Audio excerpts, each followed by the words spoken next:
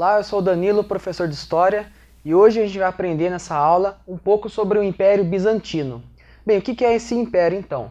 Ele surge, a origem dele é de acordo com a divisão do Império Romano. Então você tinha o Império Romano anteriormente, e ele vai ser dividido em dois, o Império Romano do Ocidente e o do Oriente. E o Império Bizantino é esse aqui, o do Oriente, tá? Que vai facilitar as rotas de comércio naquela região. Enquanto que o Império Ocidental ele vai passar por uma ruralização, que vai dar origem à Idade Média, aos feudos e tudo mais. Tá? Bom, vamos lá. Como principal imperador desse império, a gente vai ter esse homem aqui, Justiniano, que vai governar de 527 a 565 d.C. E ele vai fazer algumas obras públicas muito importantes no Império. Além disso, ele vai realizar isso aqui, ó, a compilação de leis romanas, ou seja, ele vai pegar todas as leis que existiam do direito romano e vai agrupar num código, que ele vai chamar de Código de Justiniano. Tá? Isso é muito importante. A cultura daquela região é uma cultura mista, porque é uma região de passagem. Tá? Então você vai ter ali o direito romano bem forte naquela região, a língua grega também, e a religião cristã, que vai se adentrar em todo o território do Império Bizantino. Algumas peculiaridades muito importantes aqui. A gente vai ter o césaropapismo. Então, o que seria o césaropapismo? Se a gente dividir isso aqui, a gente vai ter césaro e vai ter papismo, né? Então, o César significa o poder, o governo, né? E o papismo seria o governo religioso.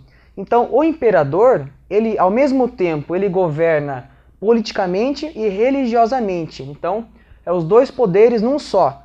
Tá? Ele é o Papa, mas ele também é o governante político. Tá? Uma peculiaridade do Império Bizantino.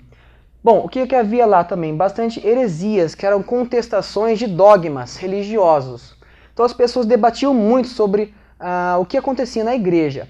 E surgiam alguns debates sobre isso aqui, a iconoclastia. O que é iconoclastia? Tem a ver com ícones, tá? Então, as pessoas falavam que as imagens deveriam ser destruídas. A gente não deveria adorar as imagens. Tá? O que mais que é interessante sobre o Império Bizantino? O monofisismo, né? Que eles acreditavam que Cristo tinha uma natureza divina, somente divina. Então, era incorreto você falar que Cristo ele era ao mesmo tempo homem e ao mesmo tempo Deus. Ele era somente Deus e não homem. Tá? Tem uma natureza divina. Tudo isso, essa questão das heresias, da iconoclastia, até mesmo o cesaropapismo e o monofisismo, vai dar origem ao cisma do Oriente. Tá? Isso é importante porque é a separação das igrejas católica e da igreja bizantina.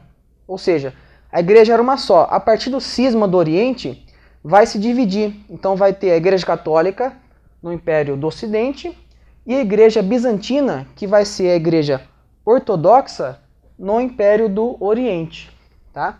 E aí, vai passar muito tempo e tudo mais, até no ano de 1453, quando o Império Turco-Otomano ele vai conquistar essa região. Então, o Império Bizantino ele vai durar muito tempo, até essa data aqui.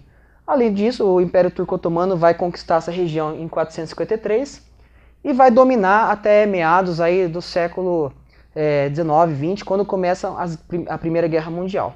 Bom, então esse é um resumo para vocês sobre o Império Bizantino. Até a próxima vez.